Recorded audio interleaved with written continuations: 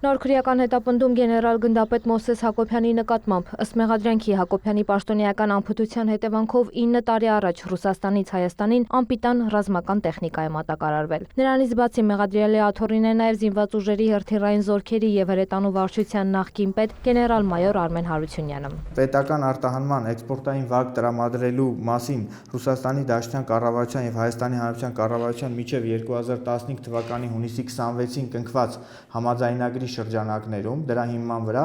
2016 թվականի հուլիսի 21-ին Հայաստանի Հանրապետության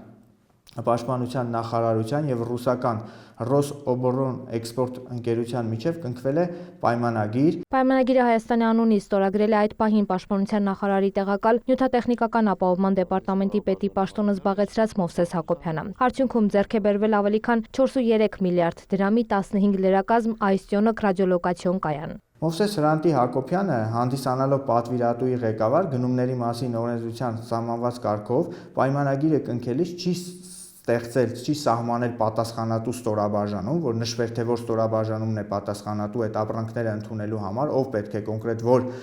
ստորաբաժանումը Պաշտպանության նախարարության պետք է ընդուներ այդ ռադիոլոկացիոն կայանները։ Բացի այդ կնքված պայմանագրում համապատասխան կետ չի սահմանվել ձեռք բերվող ռազմական տեխնիկան գործնական մարտական կրակի պայմաններում ստուգելու, պարզելու դրանք աշխատում են թե ոչ։ Այս պայմաններում 2017 թվականին տեխնիկան մատակարարվել է Հայաստանի եւ Լեռնային Ղարաբաղի պաշտպանության բանակի համապատասխան զորամասերին։ Սակայն դրանց առաջին իսկ կիրառության դեպքերում դրանք գործնական պայմաններում չեն կարողացել կատարել իրենց առջև դրված խնդիրները, չեն համապատասխանել իրենց մարդավարատեխնիկական բնութագրերին։ Մեկ տարի անց Ռուսաստանից համապատասխան մասնագետներ են հրավիրվել թերությունները վերացնելու համար։ Աշխատանքներ թեև կատարվել են, բայց թերի։ Մյուս մեղադրյալ Արմեն Հարությունյանը հանդիսանալով հրթիռային զորքերի հրետանու վարչության պետ պատասխանատու ստորաբաժանման ղեկավար չի ստուգել վերանորոգվել են թե ոչ վերջնական եւ դրանք պիտանի են արդյոք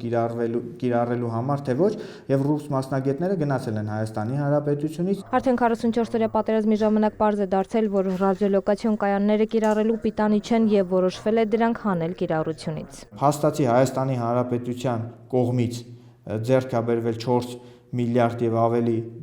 դրամ արժողությամբ ռազմական տեխնիկա, որը անարդյունավետ է եւ մինչ օրս չի կիրառվել,